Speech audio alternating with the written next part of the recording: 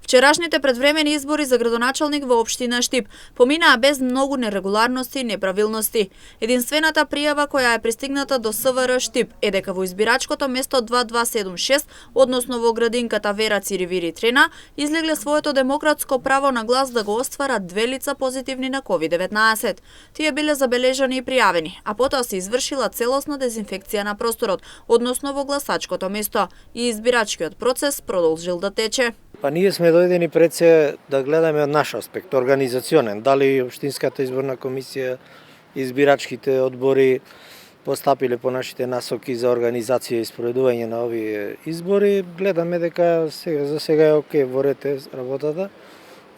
Нема некои посериозни забелешки од оние кои што се кандидати на овие избори, освен на едно место, на две места се извинам, кај што имаше пријава за лица кои што биле со решение за изолација или од ковид болни, а кои што гласале.